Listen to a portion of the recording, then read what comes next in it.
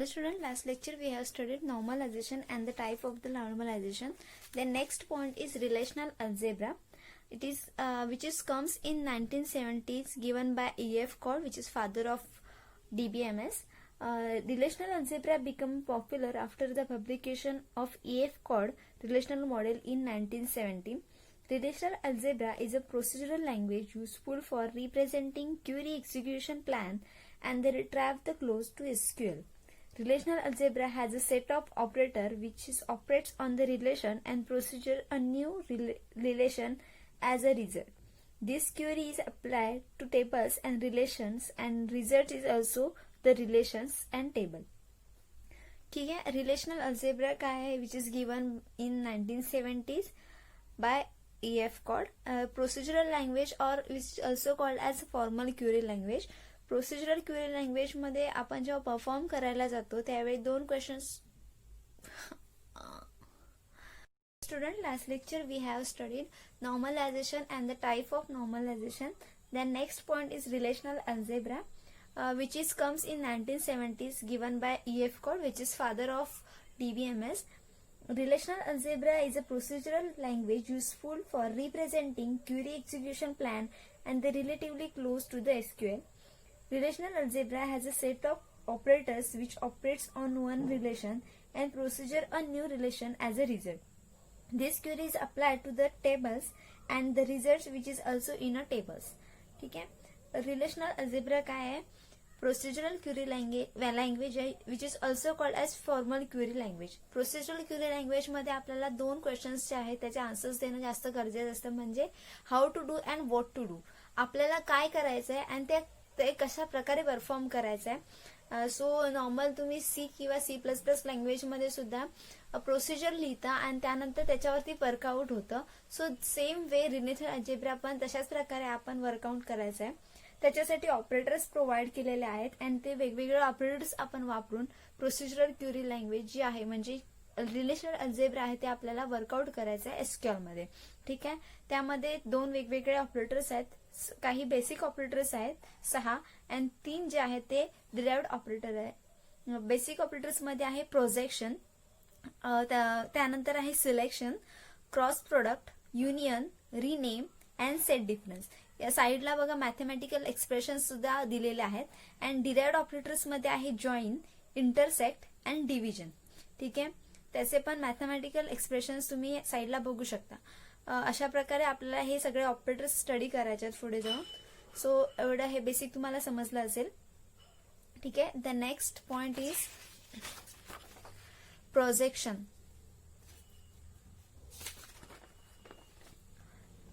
This is an unary relation operator used for projecting a few out of the many columns from the relation. Projection operator focus on only one that require the column for display rather than all columns. The resultant is the set of columns in the relation as set per the user requirement.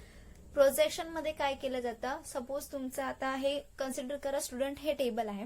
ह्यामध्ये number of data आहे, 100 स्टुडंटचा data enter केलेला आहे.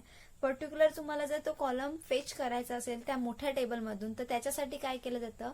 Projection use केलं जातं. Projection through तुम्ही particular तुम्हाला जेवढं requirement आहे तेवढाच डेटा तुम्ही फेच करून डायरेक्टली वेगळा घेऊ शकता. यासाठी प्रोजेक्शन यूज केलं जातं.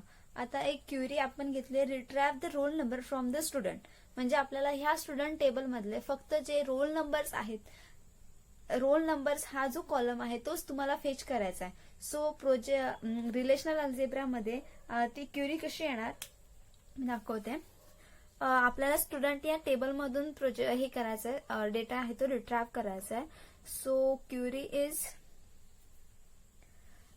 तुमचं जे नोटेशन आहे मॅथमॅटिकल नोटेशन स्पाय आहे. त्यानंतर तुम्हाला काय फेच करायचं आहे? फक्त रोल नंबर फेच करायचा आहे. सो रोल नंबर जे तुम्ही ऍट्रिब्यूट्स लिहिलेले आहे सेम तुम्हाला लिहायचे आहेत. अँड कुठून तुम्हाला फेच करायचं आहे? स्टुडंट या टेबल मधून. So table name. हे तुमचं काय झालं? मॅथमॅटिकल नोटेशन झालं प्रोजेक्शनचं इन रिलेशनल अल्जेब्रा. हे आपल्याला परफॉर्म करायला गेलं तर हे असं परफॉर्म नाही होणार, ते तुम्हाला एसक्यूएल मध्ये परफॉर्म करावं लागणार. त्याच्यासाठी वेगवेगळे प्लॅटफॉर्म आहेत, ते आपल्याला प्रॅक्टिकली शिकायचे आहेत. पण सध्या तरी तुम्ही हे एवढं लक्षात ठेवा की प्रोजेक्शनसाठी अशा प्रकारे तुम्ही लिहू शकता. स्टुडंट हे तुमचं टेबल आहे, म्हणजे तुम्हाला कुठून फेच करायचं आहे ते लिहायचं, आणि त्यानंतर रोल नंबर आणि हे प्रोजेक्शन, म्हणजे प्रोजेक्शनच्या इथे खालती लोअरला रोल नंबर येणार, जे तुम्हाला फेच करायचं आहे ते, आणि ज्याच्यातून फेच करायचं आहे ते तुम्ही इथे लिहिणार. अशा प्रकारे ही क्वेरी परफॉर्म होणार, म्हणजे retrieve the roll number from the student. Roll नंबरचा जो कॉलम आहे तो पुरा रिट्रॅव्ह होणार. सपोज तुम्ही दुसरी एक क्वेरी लिहित असेल, रोल नंबर आणि नेम तुम्हाला फेच करायचे आहेत, सो असं येणार. Projection operator roll number comma name, मी नेम एन कॅपिटल लिहिलाय, जे जसं आहे तसंच लिहायचं आहे, and from student table, student table. ठीक आहे. सो ही जी क्वेरी आहे ती परफॉर्म केल्यानंतर तुम्हाला आउटपुट कशा प्रकारे मिळणार, तर आउटपुट असं मिळेल, रोल नंबर नेम.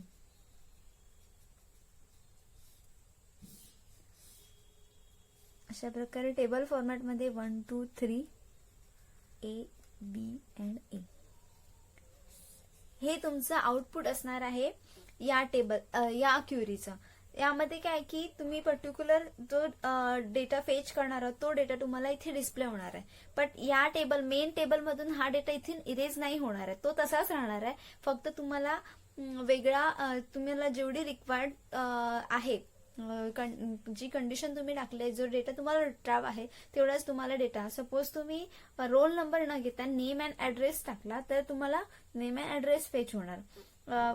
एक मेन प्लस पॉइंट आहे प्रोजेक्शनचा की प्रोजेक्शन फक्त डिस्टिंग व्हॅल्यूज आहे ते शो करतं. म्हणजे इथे तुम्ही बघू शकता रोल नंबर 1 2 3 डिस्टिंग आहे, रिपीट होत आहे, रिडंडंट नाहीये. सो बट नेम मध्ये काय होतं, रिडंडंट आहे, डिस्टिंग नाहीये. डिस्टिंग म्हणजे काय, तुमची जी व्हॅल्यू आहे ती रिपीट नाही झालेली पाहिजे, म्हणजे ती युनिक पाहिजे. यामध्ये बघा ए रिडंडंट आहे. तुम्ही रोल नंबर आणि नेम जेव्हा फेच करता तेव्हा तुमचा डेटा आहे तो रोल नंबर वाईज फेच होऊन येणार, कारण हा डिस्टिंग डेटा आहे. पण सपोज तुम्ही इथे रोल नंबर न टाकता फक्त नेम टाकला तर तुम्हाला प्रोजेक्शन मध्ये फक्त नेम A and B बस एवढाच डेटा येणार, कारण प्रोजेक्शन काय करतं, डिस्टिंग व्हॅल्यू तुम्हाला शो करतं. सो रिपीटेड जी व्हॅल्यू आहे ती तुम्हाला शो करणार नाही. पण तुम्ही इथे रोल नंबर आणि नेमने सर्च केलं तर तुम्हाला असा डेटा दिसेल, आणि सपोज तुम्ही फक्त नेम सर्च केलं तर तुम्हाला हा डेटा अशा प्रकारे दिसणार, कारण ए इथे रिपीट झालेला आहे, तो तिथे शो केला जाणार नाही. अशा प्रकारे प्रोजेक्शन वर्कआउट होतं. प्रोजेक्शनचा यूज काय आहे की पर्टिक्युलर तुम्हाला जो युजर रिक्वायरमेंट डेटा आहे, पर्टिक्युलर कॉलम आहे, तो तुम्हाला मेन टेबल मधून साईडला घेऊन तुम्हाला तेवढा शो केला जातो. त्यासाठी प्रोजेक्शन यूज केलं जातं. प्रोजेक्शन फेच करण्यासाठी, पर्टिक्युलर जो डेटा आहे तो फेच करण्यासाठी यूज केला जातो. Next point is selection operation. This is an unary relation operator as it operates on a single relation. These operators select the rows which satisfy the particular selection condition or prediction from the relation. The resultant set is also a relation that includes the tuple satisfy the selection prediction or the condition. आपल्याला next point कुठचा आहे, selection operator आहे, तो सिग्माने दाखवला, show केला जातो. ते शिकण्यासाठी आपल्याला क्वेरी आपण आधी बघूया की retrieve the name whose roll number is 2. Selection operator particular condition satisfy करते किंवा पर्टिक्युलर टप्पल वरती ऑपरेट केली जाते. सो आपल्याला आता काय करायचे की ज्याचा रोल नंबर 2 आहे आपल्या स्टुडंट टेबल मधला, त्याचा नेम आपल्याला फेच करायचा आहे ह्या टेबल मधून. सो त्यासाठी आपण युजिंग सिलेक्शन ऑपरेटर आपण कशा प्रकारे क्वेरी लिहिणार बघा. पहिलं मेन काय आहे, आपला स्टुडंट टेबल. हे आपलं काय आहे, स्टुडंट टेबल आहे. स्टुडंट टेबल आहे. या स्टुडंट टेबल मधून तुम्हाला ज्या माणसाचा रोल नंबर 2 आहे त्याचं नाव तुम्हाला सिलेक्ट करून शो करायचं आहे. सो त्याच्यामुळे जो सिलेक्शन ऑपरेटर आहे तो का पर्टिक्युलर जी आपली टप्पल आहे. मग आता आपण बघून सांगू शकतो की रोल नंबर 2चं नेम काय आहे, बी आहे. मग आपण हे बघून सांगतोय. मग सिलेक्शन ऑपरेटर काय करतो, पर्टिक्युलर जी टप्पल आहे तुमची त्याच्यावरती वर्कआउट होतं आणि युजिंग प्रोजेक्शन ऑपरेटरने तुम्ही काय करतात, तो जो मेन जो डेटा आहे स्टुडंट टेबल मधला तो तुम्ही फेच करून युजरला तुमच्या त्याच्या रिक्वायरमेंट प्रमाणे शो करता. हे आपण मागच्या पॉइंट मध्ये बघितलं. सो ही जी क्युरी आहे, retrieve the name whose roll number is 2, ही क्युरी आपण कशी लिहिणार, स्टार्टिंगला काय येणार, तुमचं टेबल येणार स्टुडंट, हे मेन ब्रॅकेट मध्ये हे असंच लिहायचं आहे. आणि त्यानंतर काय येणार, तुमची कंडिशन. कंडिशन काय आहे, ज्याचा रोल नंबर 2 आहे. सो कंडिशन लिहिण्यासाठी तुम्ही काय यूज करणार, सिलेक्शन ऑपरेटर. तो पर्टिक्युलर रो वरती अप्लाय करायचा आहे.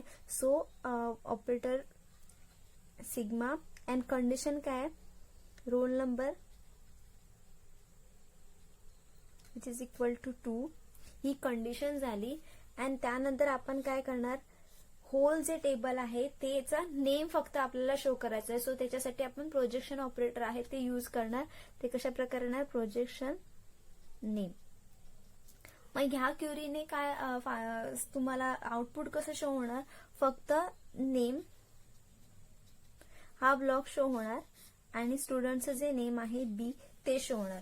अशा प्रकारे सिलेक्शन ऑपरेटर कशा पर्टिक्युलर जो रो आहे तुमचा जो टप्पल आहे त्याच्यावरती वर्कआउट होतं. आणि आपल्याला सपोज कंडिशन चेक करायची असेल, आपल्या टेबलमध्ये पर्टिक्युलर एकच पर्सनचं नाव हवं असेल किंवा एकच दुसरी एखादी कंडिशन घातली आपण की whose age is in between 20 and 21 असं घातलं असेल तर काय आलं असतं, आन्सर आपला आलं असतं रोल नंबर इज 3.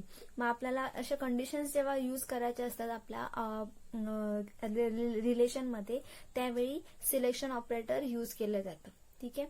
अशा प्रकारे तुम्हाला काही एखादा पॉइंट समजला नसेल तर तुम्ही डायरेक्टली मेसेज करून विचारू शकता. थँक्यू.